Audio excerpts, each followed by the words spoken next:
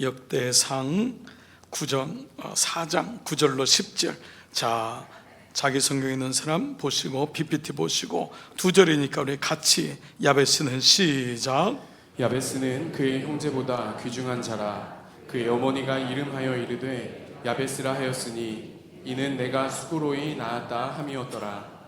야베스가 이스라엘 하나님께 아뢰어 이르되 주께서 내게 복을 주시려거든 나의 지역을 넓히시고 주의 손으로 나를 도우사 나로 환난을 벗어나 내게 근심이 없게 하옵소서 하였더니 하나님이 그가 구하는 것을 허락하셨더라. 아멘. 아멘. 우리 한번 크게 아멘 안 하십시다. 할렐루야. 자, 앞뒤로 좌우로 참 잘 오셨습니다. 네, 참 잘 오셨습니다. 네, 잘 나오셨습니다. 반갑습니다. 자, 오늘이 12월 28일 우리 2024년도의 마지막 금요성령 집회예요. 그러니까 여러분 제가 무슨 말 하는지 아시죠? 오늘 참석한 사람은 다 참석한 거고 오늘 안 한 사람은 땡입니다. 자, 그러나 하나님은 용서의 하나님이시니까 오늘 또 부득불 못 오셨을지라도 온라인으로 함께하고 이 밤에도 하나님 기도하면서 여러분 기도의 마지막 성령 집회를 잘 마무리하시기를 축복합니다. 제가 오늘은 여러분 강사님을 소개해 드리겠습니다. 제가 지난주에 SOS를 쳤어요. 꼭 와달라고. 제가 좀 목 상태가 너무 좀 안 좋아서 여러분 이런 가운데 또 특별히 한번 모셨으면 좋겠다 생각했는데 제가 지난 초에 초인가요, 목사님? 언제였지? 초인가? 올 봄에 제가 그 신림교회 집회를 갔었는데 우리 신림교회 담임 목사님으로 1년 차 되셨어요. 근데 너무 목회를 열심히 하시고 잘하시고 신림교회 지이구 목사님이신데 여러분 오늘 귀한 말씀 주실 겁니다. 제가 개인적으로 아주 정말 눈여겨보고 기도한 우리 차세대 목사님이십니다. 지난 1년 동안 우리 신림교회를 잘 성장시키고 이제 오늘 여러분에게 좀 소개도 해드리고 오늘 귀한 말씀으로 은혜를 나누겠습니다. 오늘 설교의 제목은요, 답답한 삶의 흐름을 바꾸는 길이란 제목으로 기도학교 우리 세 번째 시간을 함께 말씀을 나누겠습니다. 자, 우리 지 목사님 우리 올라오실 때 우리 목사님 축복하고 사랑합니다. 우리 박수로 환영하십시다. 네.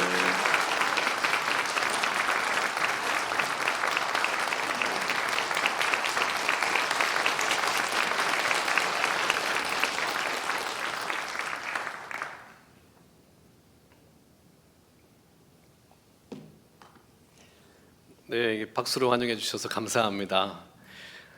존경하는 장찬영 목사님 교회에 와서 이 부흥하는 이 재단에 서게 돼서 무척 영광스럽습니다. 저희 신림교회 목사님을 부흥회 때 모셨어요. 제 부임 첫 부흥회였는데요. 꼭 목사님 해주셨으면 좋겠다 부탁을 드렸고요. 목사님 오셨을 때 밤 새벽으로 되게 많이 저희가 좀 귀찮게 해드렸어요. 목사님 건강이 안 좋으신 줄 알지만 말씀에 대한 사모함 때문에 목사님께 계속 부탁을 드렸고 목사님이 저희 부흥회 해주셨는데 저희 신림교회 큰 은혜가 된 줄 믿으시기를 바랍니다. 목사님이 이렇게 저희 신림교회는 좀 고령인 분들이 많으시거든요. 그런데 목사님이 룻기 강해를 하시면서 동그라미, 세모, 줄긋고 이렇게 하니까 저희 어르신 권사님이 막 홀린 듯이 동그라미를 막 치시는 거예요. 그래서 이분들이 이분들이 막 손이 움직이고 동그라미를 치시는 걸 보면서 너무 신기하고 하나님의 말씀은 어린아이에게나 어른에게나 누구에게나 능력 있는 말씀으로 전해지는구나 하는 용기와 소망을 얻었습니다. 목사님뿐 아니라 사모님도 같이 와주셔서 저희 아내도 되게 용기를 얻고 위로를 받았던 것 같아요. 그래서 제가 저희 그 선임 장로님이 오늘 같이 와주셨는데요. 먼저 부흥회 모시기 전에 같이 식사 자리를 마련했습니다. 저희 신림교회는 제가 부임하고 나서 빨리 좀 젊어지고 바뀌었으면 좋겠다는 열망이 좀 컸던 교회예요.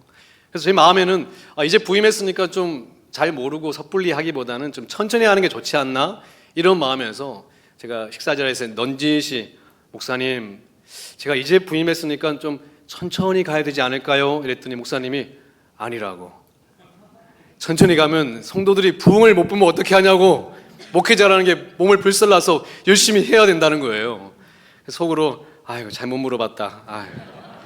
이런 생각했는데 그 목회하는 중에 계속 그 여운이 남는 겁니다. 목사님이 성도들이 부흥을 못 보면 어떡하냐. 성도들이 부흥을 못 보면 어떡하냐. 올해도 여러분 돌아가셨는데 그 이야기가 자꾸 제 귀에 맴도는 거예요. 성도들이 부흥을 못 보고 돌아가시면 어떻게 하냐고. 그래서 열심히 했어요. 그랬더니 지난달에 이석증이 찾아왔습니다. 그런데도 계속 맴도는 것 같아요. 그래도 부흥을 봐야 된다는. 목회하다 보면 이석증도 오고 쓰러지기도 하고 피곤하기도 하고 그렇죠? 겨우 이제 마음을 추스리고 있는데 목사님이 전화가 오신 거예요. 목이 다신 목소리로 우리 교회 금요예배에 좀 와주면 좋겠다고. 근데 저도 이제 몸을 추스리고 있는 중에 목사님은 목이 다시셔가지고 이야기를 하시니까 차마 거절을 못하고 알겠습니다 목사님 하고 순종해서 온 줄로 믿으시기를 바랍니다. 오늘 마지막 금요예배인데 하나님의 은혜가 있기를 바랍니다. 우리 옆 사람하고 인사할까요? 은혜 받고 돌아갑시다.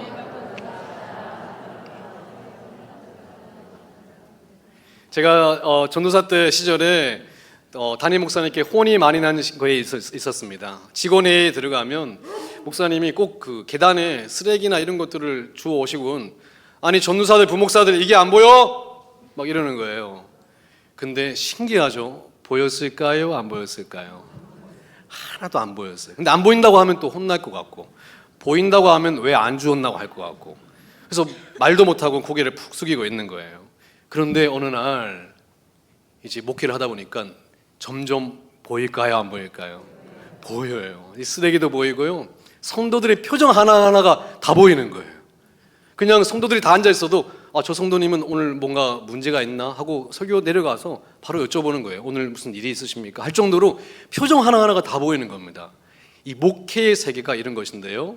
내가 마음을 품고 전체를 보면요. 다 보이는 거예요. 그런데 마음이 없으면 보입니까? 안 보입니까? 하나도 안 보여요. 마음이 있으면 길이 보이고요.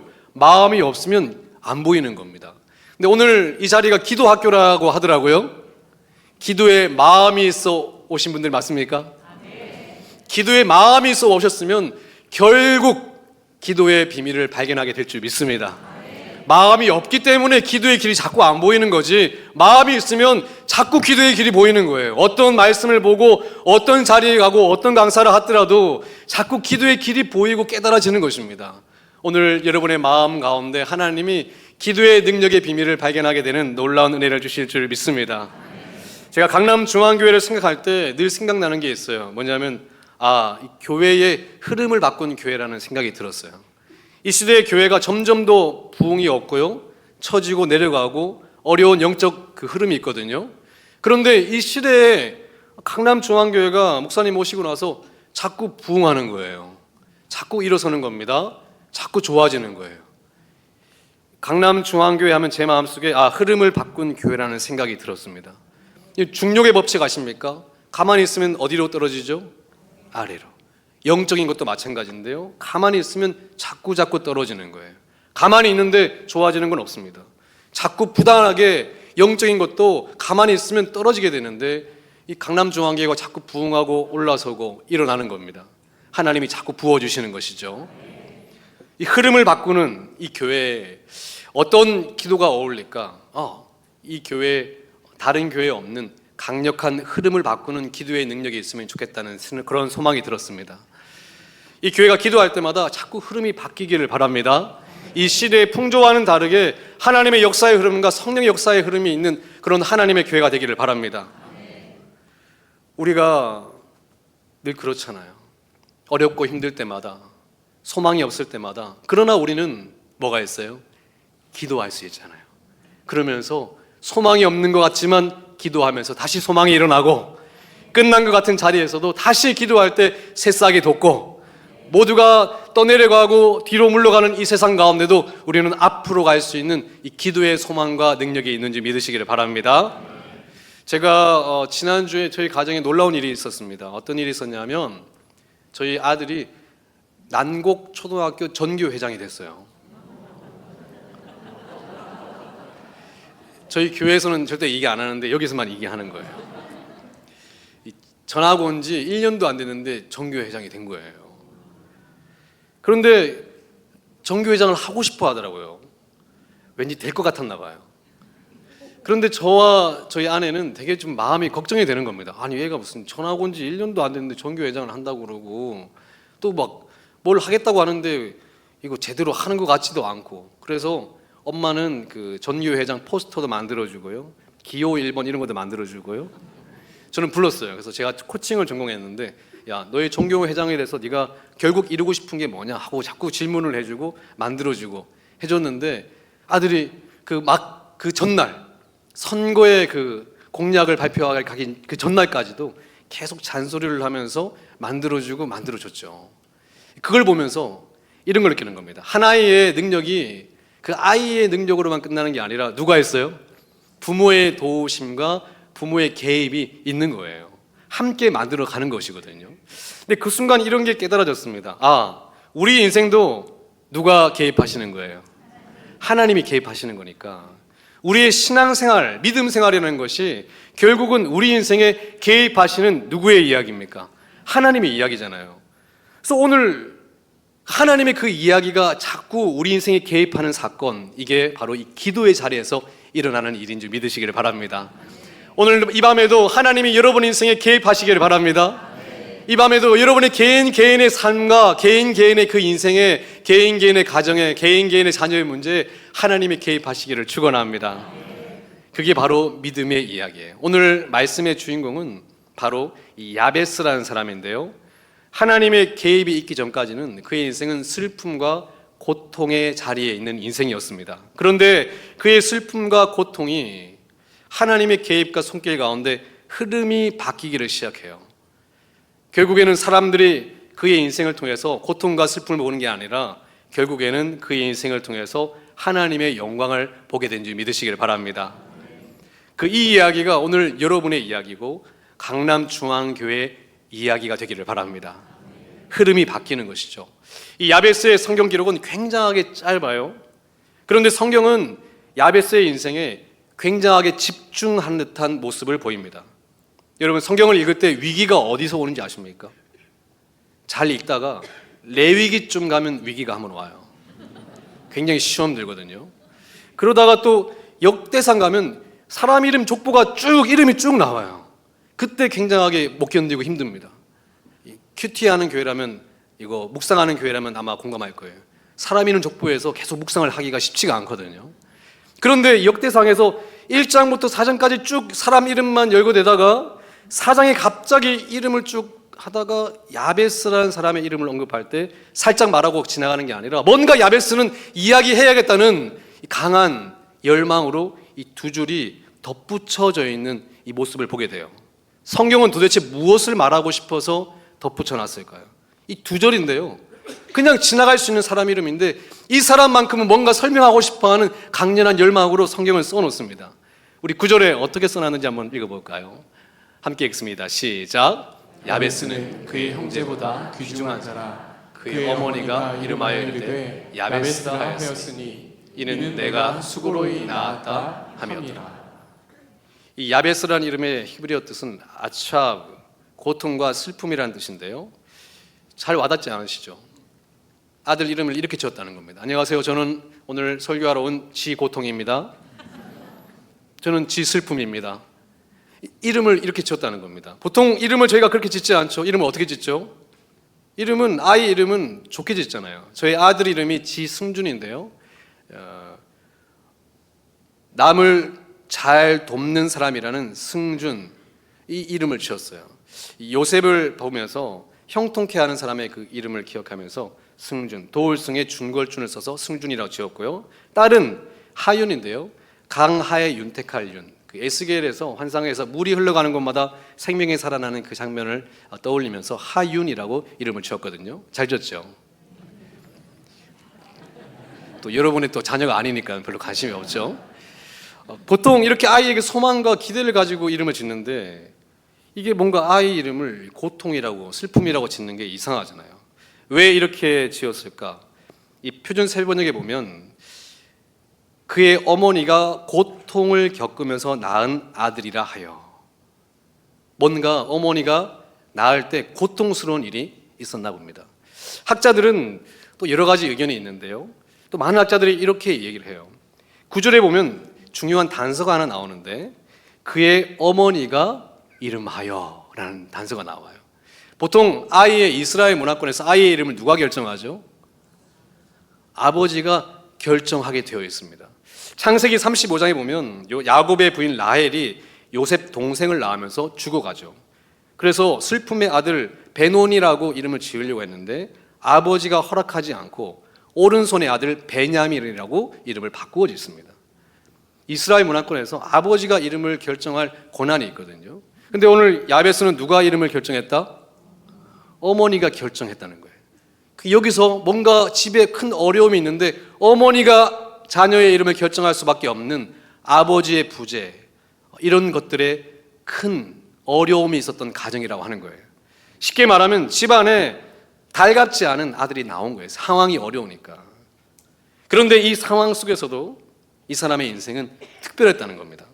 어머니에게 조차도 기쁨으로 받아들여지지 않았던 아들이 결국에는 이스라엘의 영광스러운 그런 이름이 됐다는 거예요. 성경은 도대체 야베스 이야기를 통해서 뭘 말하고 싶었을까? 이런 생각을 해봤습니다. 도대체 뭘 말하고 싶은 걸까? 왜 여기에 할애할까? 하나님의 자녀인 우리는 환경과 여건에 의해서 결정되는 존재가 아니라 하나님의 개입하심과 도움에 의해서 결정되는 존재라고 하는 것입니다. 이거를 말하고 싶었던 것 같아요. 사랑하는 여러분, 여러분도 지금의 상황 가운데 그 상황과 여건이 여러분을 결정하도록 내버려 두지 마시기를 바랍니다. 우리는 하나님의 손이 우리를 결정하는 거예요. 이것을 말하고 싶었던 것 같아요.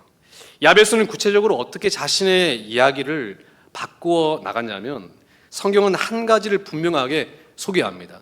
바로 10절인데요. 야베스의 흐름이 바뀌었던 중요한 이야기를 해요. 10절 말씀을 함께 읽어볼까요? 시작. 야베스가 이스라엘 하나님께 아뢰어 이르되 주께서 내게 복을 주시려거든 나의 지역을 넓히시고 주의 손으로 나를 도우사 환난을 벗어나 내게 근심이 없게 하옵소서 하였더니 하나님이 그가 구하는 것을 허락하셨더라. 10절에서 뭐라고 하기 시작합니까? 야베스가 기도하기를 시작했다는 거예요. 야베스가 이스라엘 하나님께 아뢰어, 보이십니까? 여기에 동그라미를 쳐야 돼요.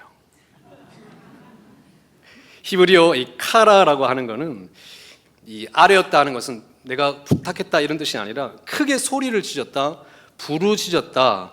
그러니까 우리말로 말하면 울부짖었다는 거예요. 하나님, 저 어떻게 하냐고. 나를 도와주셔야 된다고. 정말 내버려 두지 마시라고. 하나님, 나를 제발 도와주셔야 된다고 하나님께 부르짖는 이 기도를 했다라고 하는 거예요. 근데 오늘 말씀에는 놀랍게 하나님께서 허락하셨더라. 할렐루야. 이 부르짖는 기도 가운데 허락하셨다는 거예요. 너는 내게 부르짖으라. 내가 내게 응답하겠고 내가 알지 못하는 크고 비밀한 일을 내게 보이리라. 이 약속의 말씀처럼 이 부르짖는 기도 가운데 하나님이 응답하셨다고 마침표가 찍혀져 있습니다. 그의 인생 가운데 그의 인생의 흐름을 바꾸는 무엇이 있었어요? 하나님께 부르짖는 기도가 있었다라고 하는 거예요. 하나님은 기도하는 자를 도우십니다. 기도하는 자를 살피시고, 야베스란 인물은 인생을 바꾸었던 놀라운 비밀이 있는데 그게 바로 하나님 앞에 부르짖어서 기도했던 사람이라고 하는 것입니다. 그러니까 이 성경은 야베스 이야기를 통해서 자꾸 이야기하고 싶은 거예요. 이 기도를 보면 그 사람의 미래를 알 수 있습니다. 성경은요, 기도하는 사람의 미래를 알 수 있어요. 왜냐하면 기도가 곧 그 사람의 미래이기 때문에 그렇습니다. 성경은 자꾸 이걸 주목해요. 그 사람의 환경과 여건이 어땠는지를 주목하는 게 아니라 그가 어떤 기도를 했던 사람인가를 자꾸 주목하게 되는 것입니다. 그래서 그 기도가 그를 어떻게 만들어갔는지를 자꾸 성경은 이야기하고 싶어 합니다. 기도가 그 가정의 미래를 보여주고요, 기도가 그 자녀의 미래를 보여줍니다. 기도가 그 인생의 미래를 보여줍니다. 사랑하는 성도님들, 그래서 기도를 잘해야 돼요. 기도가 여러분의 삶에 하나님이 개입하시는 거룩한 도구가 되기 때문에 그렇습니다. 올해 제가 젊은 목회자들하고 잘 교제를 나눠요. 젊은 목회자들하고 교제를 나누는데 한 목사님이 이런 이야기를 하는 거예요. 정선에서 그 도박 중독자들을 목회하는 목사님인데요.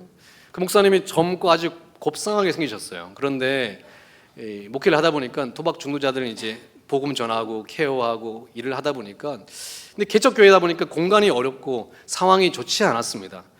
자꾸 기도하는데 하나님이 자꾸 어떤 마음을 주시냐면, 거기에 유명한 절이 하나 있거든요.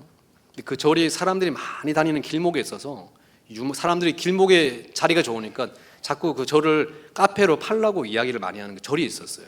근데 기도하는 중에 자꾸 하나님이 자꾸 그 절에 가서 절을 달라고 하라고 그런 감동을 주시더라는 거예요. 여러분, 절을 달라고 하면 됩니까?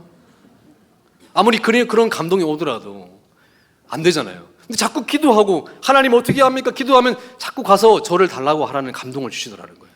그래서 하루는 용기 내서 스님, 저를 저에게 주십시오 이랬다는 거예요. 당신 누구냐고, 카페 또 차리러 왔냐고 야단을 쳤다는 거예요. 저는 사실 카페가 아니라 저는 교회 목사인데요. 이랬더니 갑자기 스님이 계시를 받고 오셨군요 이랬다는 거예요. 그러더니 갑자기 목사님, 사실 저도 신학을 했던 사람입니다 이랬다는 거예요. 목사님, 혹시 계시를 받고 오신 건가요? 그래서 맞다고, 기도하다가 하나님이 감동을 주셔서 왔다고. 한번 생각해 보자. 안 그래도 이 절을 팔아야 될지, 나도 이제 스님 그만하고 싶고 이제 자유롭게 살고 싶은데 고민을 하고 있던 찰나였다는 거예요. 그래가지고 절을 팔기로 했습니다. 저에게 너무 그 이야기 재밌는 거예요. 이 기도하면서 일어났던 이야기가 너무 재밌는 거예요. 누가 개입하세요? 하나님이 개입하셔서 환경과 상황과 여건하고는 전혀 다른 이야기가 쓰여지는데 너무 재미있는 거예요. 재밌지 않습니까? 이게 바로 기도의 능력의 비밀이 바로 이것입니다. 하나님이 기도를 통해 자꾸 여러분의 인생에 개입하세요. 자꾸 여러분의 스스로의 환경과 여건으로는 쓸 수 없는 이야기들을 하나님이 자꾸 만들어 나가시는 것입니다. 오늘 이 자리에 기도해야 된다는 것을 처음 들어본 사람들이 있습니까? 아니에요. 여러분은 정말 기도해야 된다는 이야기를 많이 들으셨을 거예요. 그런데 오늘 제가 여러분에게 담대하게 단호하게 말씀을 드리고 싶은데, 오늘 야베스와 같이 현실을 직면하시고 기도를 시작하시기를 바랍니다. 이제 인생을 어려움 가운데 방황하고 시간을 허비하고 힘들어하는 것은 이제 그만하시고 이제 하나님께 기도하기를 시작하십시오. 그게 빠른 길이에요. 기대를 가지세요. 하나님이 어떻게 개입하시고 역사하실지에 대한, 오늘 이 밤에도 하나님의 역사가 일어나기를 바랍니다. 이 기도의 시간은 하나님의 역사하시는 시간이고, 기도의 시간은 하나님의 놀라운 이야기가 시작되는 시간이고, 기도의 시간은 하나님이 상상도 할 수 없는 이야기들을 우리 삶에 써주시는 시간인 줄 믿으시기를 바랍니다. 여러분이 오늘 하늘을 향해 기도의 문을 열 때 하나님께서 여러분의 인생의 하늘 문을 열어주실 줄 믿습니다. 그게 바로 기도예요. 그렇다면 야베스는 어떤 기도를 드렸던 사람일까요? 이 10절 말씀에 이제 나옵니다. 첫 번째는 따라할까요? 겸손의 기도. 주께서 내게 복을 주시려거든. 히브리어로 이 축복 바라크라는 이 단어가 2번 씁니다. 참으로라는 임이라는 단어도 쓰이고요. 근데 번역이 주께서 내게 복을 주시려거든, 이거는 좀 자연스럽지 않은 번역이에요. 오히려 예전 번역, 복에 뭘 더하사? 복을 더하사. 이 부분이 훨씬 더 자연스러운 번역입니다. 근데 우리말로 말하면 굳이 이런 느낌일 것 같아요. 따라해 봅시까요? 하나님, 저는 하나님의 복이 꼭 복이 필요합니다. 이런 느낌이었을 것 같아요. 그러니까 2번 하나님의 복이 내 인생에 참말로 하나님의 복이 필요하다고 거듭거듭 하나님께 간구하는 이 장면이 바로 첫 번째 기도입니다. 근데 저는 첫 번째 기도가 이 겸손의 기도라고 보이는 거예요. 아니, 목사님, 예수 믿고 구원받았으면 됐지 뭘 또 복을 구합니까? 우리가 욕심 아닙니까? 또 복에 복을 더하다니요. 그냥 복만 주셔도 되는데 이 더블로 복에 복을 더하는 거 너무 욕심꾸러기 아닙니까? 또 한 구약의 사람이 생각나요. 비슷한 기도를 했던 엘리사가 스승 엘리야를 보내면서 내게 어떤 영감이요? 갑절의 영감을 주시옵소서. 기억나십니까? 아니, 스승 엘리야가 얼마나 대단한 사람인데 갑절의 영감, 스승보다 2배나, 아니 이게 얼마나 욕심꾸러기예요. 하나님이 그런 기도를 어떻게 들으시냐고요. 그런데 제가 목회를 해보니까 비슷한 기도를 하게 돼요. 우리 장찬영 목사님 같은 목사님을 만나면 굉장히 주눅이 들어요. 이 못하시는 게 없고. 그래서 하나님께 이렇게 자꾸 푸념하게 되는 거예요. 하나님, 성경에는 약한 자를 들어 쓰셔가지고 강한 자를 부끄럽게 하신다고 해서 저를 처음 부르실 때 하나님 그렇게 하시겠다고 약속을 해주셔가지고 했는데 목회 와보니 웬걸 다 너무나 목회를 잘하시는 목사님들이 보통이 아니신 거예요. 약한 자가 아니야. 하나님 이거 성경하고는 안 맞는 거 아닙니까 주님? 이렇게 하면서 어떤 기도가 나오냐면 하나님 저한테는 엄청난 영감을 주셔야 보통 목사님처럼 할 수 있다고. 저한테는 장찬영 목사님에게 주셨던 것보다 한 10배는 주셔야 목사님만큼 할까 말까라고. 이런 기도가 나오는 거예요. 그러면서 깨달아지는 겁니다. 복에 복을 더하사 나에게 갑절의 영감을 주옵소서. 이거는 욕심에 나오는 기도가 아니라 어떤 기도예요? 겸손한 마음. 하나님 저는 보통 은혜 가지고는 안 됩니다. 큰 은혜가 필요합니다. 하나님 남들 1시간 기도할 때 저는 그 정도 안 됩니다. 제가 10시간이라도 기도할 거니까 하나님 저에게는 큰 은혜 주셔서 그래야 내가 남들처럼 겨우 보통 사람처럼 살아갈 수 있는 사람입니다. 저는 말씀의 은혜 조금 받아서는 안 되고요. 엄청 받아야지 살 수 있을까 말까 하고요. 저는 기도의 은혜를 조금 받아서는 살 수 없고요. 엄청나게 받아야 오늘 하루도 견딜 수 있는 그런 부족한 사람입니다. 하나님 저에게 역사해 주셔야 됩니다 하고 바지가랑이를 붙드는 그런 겸손한 기도라고 하는 거예요. 사랑하는 성도님들, 우리 주님은 이 기도를 기쁘게 여기셨어요. 하나님이 주시는 복을 여러분 꼭 받으셔야 됩니다. 여러분이 계획했던 거 이루어지는 거 이거 아무것도 아니에요. 하나님이 여러분에게 복을 주시면 한 번 여시면 닫을 자가 없고 하나님이 닫으시면 열 자가 없는 것입니다. 그래서 기도 시간에 하나님이 주시는 복을 자꾸 사모해야 되는 거예요. 여러분의 인생에 계획대로 이루어지고 하고 있는 그런 일들이 중요한 게 아니라 하나님이 내게 복을 주셔야 된다고 매달려야 되는 것입니다. 예전에 청년부를 섬길 때요, 제가 어느 누구를 섬기든지 최고로, 성도를 섬길 때는 성도가 최고라고 생각해서 항상 최고로 내가 합니다. 청년부 담당을 했을 때는 청년부 아이들이 최고라고 생각했어요. 수련회 같은 데 가면 최고의 음식을 먹였어요. 제가 어릴 적 살았던 통영으로 수련회를 왔는데요, 이 청년들한테 최고의 음식을 줘야겠다는 생각이 들어서 어디로 데려갔냐면요, 자연산 횟집을 데려갔어요. 여러분 자연산 횟집 가봤습니까? 그 횟집은요 바로 잡아와가지고 자연산만 취급하는 횟집, 양식은 취급하지도 않아. 그래서 제가 청년들은 최고로 먹이려고 자연산 횟집을 데려갔어요. 오늘 이상화 장로님이 방어가 곁들인 그 맛있는 음식을 사주셨어요. 감사합니다. 근데 저는요 자연산 횟집을 데려갔거든요. 그래서 자연산 횟집에서 회를 자연산으로 최고 비싼 걸 쫙 차렸는데, 그런데요 청년들이 자꾸 마탕을 먹는 거예요. 자연산 회를 안 먹고 옥수수콘, 치즈콘을 막 먹기 시작하는 겁니다. 그래서 안 된다고, 지금 자연산 회라고 이거 구하기 어려운 거라고 해도 어디서 충격을 받았냐면 손을 들더니 옥수수콘 추가요. 이 말에 제가 가슴이 무너진 거 아닙니까? 아니 진짜를 먹어야 되는데 옥수수콘이랑 마탕을 먹으면서 배를 채우고 있는 그거에 막 가슴이 젖어가지고 제가 그때 울었어요. 처절하게. 그런데요, 우리 인생이 그런데요, 하나님이 주시는 복을 받아야 되는데 여러분 인생의 계획대로 이루어지고 있는 일, 이거는 마탕이나 옥수수콘 같은 그런 거예요. 하나님이 열어주셔야 열리는 것이죠. 하나님이 닫아주셔야 닫히는 것이죠. 여러분의 인생의 계획처럼 노력하고 조금 이루어지고 말고 그거는 아주 작은 것인데 하나님의 복을 사모하지 못하는 이것이 너무나 답답한 지경이라고 하는 거예요.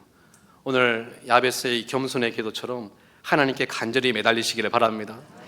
이삭이 우물 빼앗기고 다 빼앗겨도 하나님이 부어주시니까요 자꾸 그 우물을 막을 자가 없게 되는 것입니다. 하나님이 더하시면 그 누구도 빼앗아갈 수가 없습니다. 오늘 이 밤에도 하나님이 더하여 주시는 놀라운 복을 받으시기를 바랍니다. 두 번째 기도는요, 따라할까요? 약속의 기도. 나의 지경을 넓히시고, 히브리어로 게불이라는 단어는 거주지 지역 경계선이라는 뜻인데요, 자신의 지경을 넓혀 달라는 기도였습니다. 여러분 인생에 여러분 자신만을 볼 때는 내가 어떻게 감당할 수 있을까 이렇게 생각할 때가 많을 겁니다. 그러나 하나님이 여러분 인생에 개입해 주시기 때문에 감당할 수 있게 되는 줄 믿습니다. 여러분의 등 뒤에서 하나님이 자꾸 도와주시는 거예요.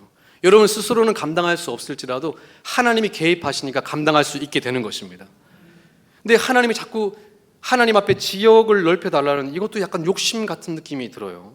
여러분 그거 아십니까? 코끼리 사육할 때 코끼리를 묶어놔요. 코끼리가 이제 막 못 다니는 거죠. 발이 묶였으니까. 한참을 묶어놓고 풀면 코끼리가 그때부터는 움직이질 않는데요. 왜냐하면 자기가 뭐 한 줄 알고요? 묶인 줄 알고. 우리 인생도요, 자꾸 하다 안 되니까 묶이는 거예요. 노력해도 안 되고 힘써도 안 되니까 자꾸 묶이는 거예요. 사람에게 이리 치이고 저리 치이고 이러니까 묶이는 거예요. 묶여있는 사람들이 많습니다. 하나님이 약속의 말씀을 주셔도 아멘 하고 하다 박은 게 아니라 말은 아멘인데 마음은 노멘이에요. 묶이거든요.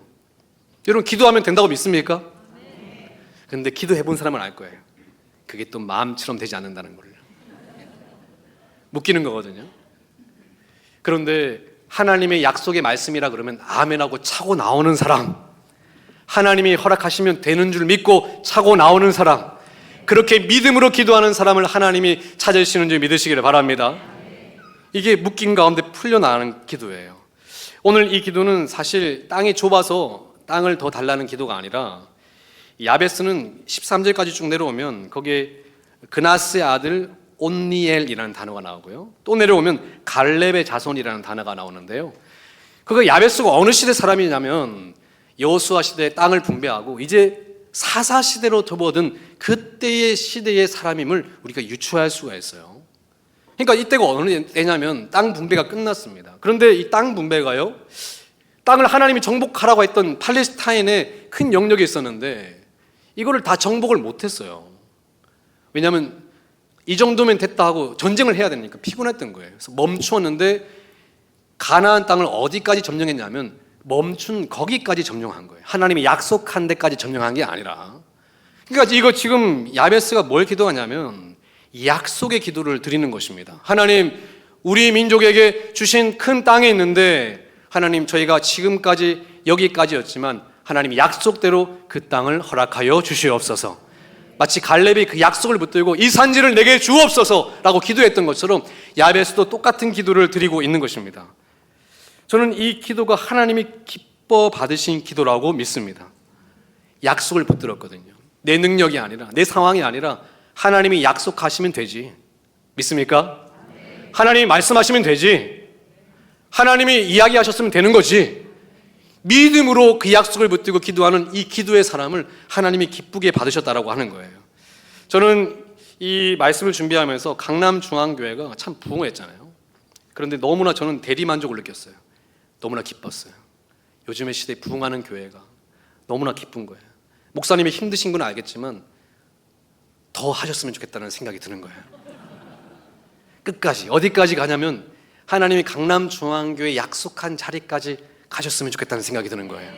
어디가 그 끝인지는 잘 모르겠지만 하나님이 약속한 그 자리까지. 여러분이 때로는 그 자리가 힘들고 고단하고 새 가족이 오면 편할 것 같습니까? 아니요. 예전에 저희 선배 목사님들이 항상 하는 얘기가 있어요. 성도 한 명의 문제 하나다. 성도가 한 명 늘면 문제가 또 하나 느는 거예요. 이게 너무나 어려운 거거든요. 그런데 저는 멈추지 않고 약속한 자리까지 갔으면 좋겠어요. 약속의 자리까지 그냥 갔으면 좋겠어요. 여러분의 가정도 저는 약속의 자리까지 가시기를 바랍니다. 여러분의 자녀도, 여러분의 인생도 건강에, 제가 경제적으로 건강의 문제가, 제가 좀 성격이 이래서 그런 거 다 필요 없고요. 하나님이 여러분에게 약속한 자리까지 아멘 하며 끝까지 가시기를 바랍니다. 오늘 여러분의 아멘이 진짜 믿음의 아멘이 되기를 바랍니다. 오늘 여러분의 기도가 진짜 믿고 드리는 기도가 되기를 바랍니다. 약속 믿고 가는 거지. 우리는 부족해도 언제는 우리가 능력으로 갔습니까? 약속 가지고 가는 거지. 믿음이 이기네, 믿음이 이기네, 주 예수를 믿음이 온 세상 이기네. 할렐루야. 우리 선교사들이 항상 기도했던 게 있어요. 하나님 열방을 주신다고 했지 않습니까? 근데 막상 선교 나가 보니까요, 한국 사람을 무시하고요, 선교가 안 되고 막 그랬대요. 근데 선교사님들이 분해가지고 하나님 저에게 열방을 주신다고 했지 않았습니까? 열방을 주신다고 해서 그 열방을 붙들고 기도하며 나왔는데 어떻게 된 거냐고, 열방을 달라고, 약속대로 열방을 달라고 그랬는데 어느 날 선교사님들이 막 한국 김밥이 막 불티나게 팔리기 시작하고 K-팝이 유행하기를 시작하고 한국의 흐름들이 세계 선교지마다 오기를 시작하는 거예요. 하나님의 약속대로 열방이 움직이기를 시작합니다. 저는 이게 약속의 힘이라고 믿거든요. 오늘도 여러분 하나님이 주신 약속이 있습니까? 약속이 있는 사람은 환경과 여건을 이길 줄 믿습니다. 아직 약속이 없는 사람은 약속을 붙드세요. 말씀 가운데 하나님이 약속을 달라고 귀를 기울이시기를 바랍니다. 약속을 붙들고, 약속이 있다면 여러분의 삶의 환경과 여건이 필요할지라도, 때론 여기까지다 싶을지라도 끝까지 약속 믿고 물고 늘어지고 전진하시기를 바랍니다. 그게 기도의 능력입니다. 특별히 여러분의 인생 가운데 영적인 지경이 넓혀지기를 바랍니다.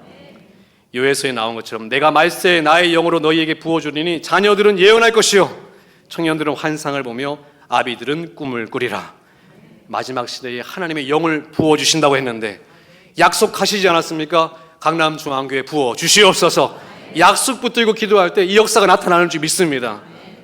교회의 영적인 지경이 넓어져야 돼요. 성령의 역사가 나타나야 됩니다. 개인도 그래요. 개인도 지경이 넓어져야 되는데 하나님, 처음에는 기도 안 되죠. 5분, 10분 자꾸 기도하는 거예요. 10분이 또 20분이 되고 30분이 되고 1시간이 되고 2시간이 되고 영적인 지경이 넓어질 때에 하나님, 저의 영적인 지경을 넓혀 주시옵소서. 내가 나 하나도 감당 못했던 나인데 이웃을 알고 열방을 품는 영적인 흐름이 오게 하여 주시옵소서. 이 약속을 붙들고 기도할 때 그 믿음대로 될지어다. 또 그 다음 기도는 주의 손으로 나를 도우사. 따라해 볼까요? 믿음의 기도. 하나님의 손을 구하는 기도입니다. 하나님의 손이 결정한다고 믿는 믿음이에요. 우리의 능력은 하나님께로부터 나옵니다. 아무리 지경이 넓어져도 감당할 수 있는 힘은 누구의 손이에요? 하나님의 손입니다. 아무리 내가 계획을 세워도 계획을 이루는 분은 바로 하나님이십니다. 예전에 군종을 했을 때 저희 군대 대대장님이 대대장까지 올라오면서 이분이 늘 새벽마다 기도를 막 하는 거예요. 훈련 나가는데 기도한다고 훈련에 나가는 것을 늦을 정도로. 그래서 군종으로서 대대장님, 지금 대대장님 훈련은 빨리 가셔야죠. 왜 이렇게까지 기도하십니까? 하고 물어본 적이 있는데 그 대대장님이 지금까지 군대 생활하니까 자기보다 뛰어난 이 동기들이 많았대요. 그런데 갑자기 막사에서 불이 나고 갑자기 부대에서 그 부하들끼리 싸우고 이런 일이 생기면서 다 진급에 누락했다는 거예요. 그러면서 뭘 느꼈냐면 이거 노력으로 대화 안 돼요? 노력으로 안 된다는 거예요. 기도해야 된다는 거예요. 자기가 지금까지 온 게 바로 기도의 힘에 의해서 왔다는 겁니다. 그러니까 훈련을 가야 되는데 무조건 기도하는 거예요. 훈련을 열심히 해도 된다 안 된다? 그게 아니니까 기도의 힘으로 되는 거니까 기도로 매달리는 것입니다. 이 고집이 있어야 돼요. 누구 손에 의해서 되는 거예요? 하나님의 손이 결정한다는 이 믿음으로 드리는 기도가 되어야 된다는 것입니다. 하나님, 주의 손이 도우셔야 됩니다. 사람들이 아무리 도와도, 다른 환경이 아무리 좋아도 저는 주의 손이 돕는 것이 좋습니다. 주의 손이 결정하기 때문에 그렇습니다. 이 마음이 바로 하나님이 기뻐하시는 마음이에요. 주님, 부스러기라도 줬사오니 주의 손으로 허락하여 주시옵소서. 옷자락이라도 줬사오니 주의 옷자락을 붙들게 하여 주시옵소서. 하나님이 제 인생을 결정하십니다. 이게 바로 믿음입니다. 예전에 그 CCM 가수였던 강명식 씨를 초청해서 콘서트를 한 적이 있어요. 여러분 아십니까? 여러분 너무나 성경과 기도만 아셔가지고 그런 거 통 모르시죠? 그 강명식 씨라고 하는 CCM 가수가 있어요. 이분이 너무나 성향이 좋고 찬양을 잘하거든요. 근데 이분이 그 콘서트 마지막에 아무나 한 명 나오라는 거예요. 그래서 청년, 저기 청년 나오십시오 했는데 그 청년이 하필이면 저희 쪽에서 제일 음치로 유명한 청년이었어요. 그 청년에게 찬양을 시키는 거예요. 그 청년이 제가 음치인데 괜찮나요? 해서 좀 당황스러운 표정을 지으면서 괜찮다고 이 찬양 아시냐고 찬양을 시키는데 그 청년이 떨리는 목소리, 음이 맞지 않는 목소리로 찬양하기 시작합니다. 그런데 갑자기 강명식 씨가 건반을 잘 치거든요. 갑자기 건반을 확 치는 거예요. 근데 그 음치의 음에도 감동이 밀려오는 겁니다. 그리고 탁 마이크를 펼치더니 화음을 확 넣는 거예요. 근데 그 음치의 찬양 가운데 화음이 불어 넣어지니까 살아 움직이는 거예요. 찬양이 살아 움직이는 거예요. 다 눈물 쏟고 막 난리가 난 거예요. 그때 제가 놀라운 걸 발견했는데요. 야, 강명식 씨가 움직이면 누가 찬양해도 다 은혜가 되는구나. 이걸 느끼면서 뭘 알았냐면, 하나님의 손이 도우시면 괜찮은 겁니다. 하나님이 돕기 시작하면 막을 자가 없는 거예요. 이사야 22장처럼 내가 또 다윗의 집에 열쇠를 그의 어깨에 두리니 그가 열면 닫을 자가 없겠고 닫으면 열 자가 없으리라. 하나님이 도우면 구원을 막을 자가 없는 것입니다. 하나님이 여시면 회복의 문이 열리고요, 하나님이 여시면 기회의 문이 열리고 치유의 문이 열립니다. 사랑하는 성도님들, 오늘 이 밤에 다른 거 다 내려놓고 하나님의 손을 구하시기를 바랍니다. 저도 늘 하나님의 손을 구하면서 지금까지 왔거든요. 저는 목회하면서 특별히 하나님 앞에 매달렸습니다. 부족하니까 하나님이 도와주셔야 된다고. 하나님이 안 도우시면 한 발자국도 안 움직인다고. 제가 특별히 교회 임지를 이동하거나 이럴 때는 꼼짝을 안 했어요. 하나님이 돕고 강권하기 전까지는 한 발자국도 안 움직이겠다고. 그래서 제가 신학교 때 처음 교회를 선택할 때도 고향교회 목사님이 가라고 한 교회가 있는데 안 갔습니다. 누가 가라고 해야 되는 거예요? 하나님이 가라고 해야 되니까. 근데 우연찮게 만났던 개척교회로 가서 그 교회를 섬겼어요. 그 교회가 30명으로 시작해서 300명까지 부흥되는 것을 봤거든요. 그리고 두 번째 또 수련 목회를 하는데 친구들이 좀 서울에 큰 교회 가서 배워야 된다고 다 이야기하는데, 제가 새벽에 그렇게 결정하고 서울에 큰 교회 가서 배우려고 마음을 먹고 새벽에 기도하는데 하나님이 어떤 말씀을 주셨는데, 내가 너무 교만한 거예요. 내가 뭐라고 교회를 결정하나, 하나님이 결정하셔야 되는데 하고 눈물 흘리면서, 하나님 제일 먼저 전화 오는데 어디든 가겠습니다. 섬으로도 가겠습니다 했는데, 제가 수련 목회자 자리를 구하는 줄도 모르는 친구가 전화가 온 거예요. 근데 제가 뭐라고 약속했죠? 제일 먼저? 그 교회가 저희 목동에 있는 한산한 교회였습니다. 거기를 가서 수련 목했어요. 하나님이 사인 주시지 않으면 움직이지 않겠다고. 그래서 좀 수련목을 맡기고 또 청년관하고 좀 거기서 편하게 목사 안수 받고 할 수 있는 자리가 나왔는데요, 하나님이 또 마음을 안 주시는 거예요. 그래서 하나님이 또 마음을 주셨던 개척교회로 나가고, 그때 제가 마지막에 송구 영신 예배 때 말씀을 뽑는데요, 제가 그런 거 안 믿는데 그때는 좀 간절하니까 좀 의지하게 되더라고요. 그래서 슬쩍 가가지고 살짝 뽑았죠. 주여 믿습니다 이러면서 이제 뽑았는데 딱 펼쳤더니 환난과 우환이 내게 맺혔으나. 그래서 얼른 넣고 다른 부스로 가서, 큰 교회니까 여러 부스가 있었거든요. 다른 부스로 가서 또 안 뽑은 것처럼 제가 말씀 카드 하나 뽑겠습니다 하고 뽑았는데, 너무 신기한 게 환난과 우환이 맺혔다. 그래서 다시 얼른 넣었어요. 말씀 카드를 누가 오늘 준비했는지 모르겠지만, 그래서 안 되겠다, 말씀 카드 안 뽑아야지 하고 이제 끝나고 왔는데 총무들이 와가지고 혹시 오늘 말씀 카드 안 뽑으신 분 이렇게 오는 거예요. 제가 모른 척 내가 깜빡했다고. 네. 그래서 뽑았는데 환난과 우환이 미쳤대요. 제가 확신해서 환난과 우환이 미친 건 확실하구나. 그 다음 구절에 보니까 오직 여호와의 말씀으로 기뻐하리라. 근데 그 약속의 말씀처럼요, 개척교회 삶이 힘들었지만 자꾸 하나님이 하나님의 말씀을 보내주시고, 제가 불만이 이거였거든요. 목회는 목사님 대단한 분만 하는 겁니까? 하나님이 하시는 걸 보여주셔야 저도 하나님이 하시는 줄 믿고 담대하게 목회하죠. 이렇게 기도했거든요. 근데 진짜 개척교회 자리에서 항상 하나님이 저의 부족함에도 사람을 붙여주시고 목회가 되게 하시고 이루어주시고 세워주시는 것을 경험하게 됐어요. 하나님이 자꾸 역사해 주시는 겁니다. 너무나 그런 좋은 거예요, 하나님의 이야기가. 신림교회 올 때도 제가요 절대로 안 움직이려고 했어요. 그런데 어떤 일이 있었냐면, 저희 교회도 얘기 안 했는데요, 그 전에 있던 교회 여선교회 회장끼리 서로 싸웠어요. 방송 나가나요?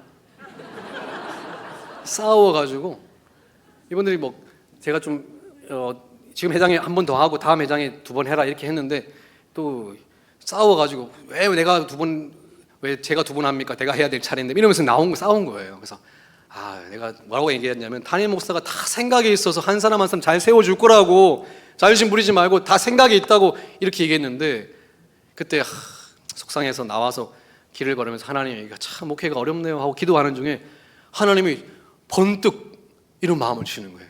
나도 너를 향한 생각이 다 있다고. 근데 갑자기 소름이 확 끼치는 거였죠. 그런데 갑자기 그 다음날 전화가 온 겁니다. 저희 감리사님이 저를 신림교회 담임자 알고 왔는데 추천을 하겠다는 거예요. 제가 너무나 소름 끼쳐서 안 된다고. 저를 추천을 하면 왠지 될 것 같다고. 그래서 감리사님이 막 웃으면서 아니라고 벽에 2명 추천할 건데 부담 갖지 말라고 이러는 거예요. 그래서 저는 그 전날에 일이 있었잖아요. 너무 소름 끼쳐서 안 된다고 안 간다고 이렇게 했는데 잔소리 하지 말고 그냥 내가 넣어놓을 테니까 자꾸 한 단계씩 자꾸 올라가는 거예요. 그래서 자꾸 이거 안 되겠다 해서 면접 보러 갔을 때도 저는 안 갑니다. 저는 안 됩니다. 이렇게 얘기를 드리고 근데 결국에는 왔네요. 근데 저는 그건 믿어요. 하나님이 결정하시면 하나님이 옳다고 믿습니다. 왜냐하면 제 인생은 누구의 손이 결정하는 겁니까? 하나님의 손이 결정하는 거니까요. 사랑하는 성도님들, 오늘 하나님의 손이 여러분의 인생을 결정할 줄 믿습니까? 기도하시고 매달리세요. 하나님의 놀라운 이야기들이 여러분의 인생에 시작될 줄 믿습니다. 마지막으로 환난을 벗어나 근심이 없게 하옵소서. 이거는 따라할까요? 예방의 기도. 이 전쟁도 싸우지 않고 하는 기도가 탁월한 기도인 것처럼 병도 생기지 않고 미리 예방하는 게 중요한 것처럼 이 네 번째 마지막 기도가 환난과 근심이 생기지 않도록 예방하는 기도입니다. 마치 주기도문을 통해서 우리를 시험에 들게 마옵시고 다만 악에서 구하시옵소서 이렇게 기도한 것처럼 바로 예방하는 기도를 드리는 거예요. 기도하면 정말 어려움이 안 옵니까? 신기하게 또 와요. 그럼 무슨 예방의 기도입니까? 그런데요, 기도하고 어려움이 온 사람과 기도하지 않고 어려움이 온 사람은 차이가 있습니다. 기도하고 환난을 당한 사람은 그것을 거뜬히 이겨내요. 하나님의 뜻을 이해합니다. 기도하고 환난을 당한 사람은 그 환난이 오히려 복이 되는 역사가 있어요. 기도하고 인생이 복잡해지는 것 같지만 오히려 복잡해진 그 일을 통해서 인생이 풀어집니다. 그런데 기도하지 않고 환난을 만나면 그 자리에 주저앉아요. 기도하지 않은 사람이 어려움을 당하면 그 어려움을 감당하지는 못합니다. 그 어려움에 감추어진 하나님의 비밀을 캐지를 못해요. 그래서 늘 기도하는 자리에서 준비하는 것이 필요합니다. 저는 목회하면서 많이 보거든요. 저는 오늘 이 기도학교에서 올해도 그랬듯이 내년에도 수많은 환난을 바꾸어 축복으로 바뀌어지는 놀라운 역사가 이 자리에서 일어나게 될 줄 믿습니다. 기도하는 사람의 능력이에요. 기도하는 사람만 알고 있는 비밀입니다. 오늘 말씀을 정리합니다. 복에 복을 주십시오. 겸손의 기도, 하나님께 간절히 매달리는, 그리고 지경을 넓혀 주십시오. 약속의 기도, 약속한 그 자리까지 가겠다는, 내 환경과 여건, 능력이 아니라 하나님이 약속하신 자리까지 주의 손으로 나를 도우사 믿음의 기도, 주님의 손이 결정합니다. 환난을 벗어나 근심이 없게 하옵소서. 예방의 기도, 내가 무장하는 거예요. 어떤 것이 오더라도 합력하여 선을 이루리라. 야베스가 이렇게 구하자 오늘 말씀은 이렇게 마칩니다. 그 구하는 것을 허락하셨더라. 그 구하는 것을 허락하셨더라. 오늘 성경은 고집스럽게 야베스의 이야기를 설명합니다. 기도가 우리의 삶을 바꾸는 능력이 된다고. 자꾸 이 이야기를 해주고 싶어 해요. 오늘 여러분에게도 하나님이 똑같은 이야기를 해주고 싶으십니다. 혹시 요즘에 힘들고 어려워서 내 한계가 여기까지인 것 같고 내가 이 이상은 어려운 것 같고 또 연말 되면 기도에 안 나오시잖아요. 내년에 또 임원시키고 뭐 시킬까 봐 자꾸 피하고 싶고, 그런데 하나님은 여러분은 할 수 없지만 하나님으로서 모든 것을 하실 수 있다고, 너와 함께 약속의 자리까지 가기를 원한다고 이야기하시는 거예요. 이 놀라운 기도의 비밀과 역사가 이 기도학교에서 계속 깨달아지시기를 바랍니다. 흐름을 바꾸세요. 흐름이 바뀌어야 됩니다. 흐름이 바뀌어야 돼요. 오늘 함께 찬양하고 기도하기를 원하는데요. 고난 가운데 태어났지만 그의 인생의 흐름을 바뀌어낸 야베스와 같이 하나님께서 오늘 이 땅에도 이렇게 기도하는 사람을 찾고 있을 겁니다. 복의 복을 더해달라고, 하나님의 복이 필요하다고, 다른 것 다 있어도 소용없고 하나님이 내게 주신 복이 필요하다고, 지경을 넓혀달라고, 약속하신 그 자리까지 가겠다고 하는 이 믿음의 기도를 드리는 사람, 주의 손이 결정한다고 주의 손을 믿고 담대히 기도하는 사람, 그리고 환난을 벗어나 근심이 없는 예방의 기도를 하며 결국 나에게 오는 모든 것을 하나님의 은혜 가운데 소화하고 합력하여 손을 이루기를 기도하는 그 사람을 오늘 이 밤에도 찾고 계실 겁니다.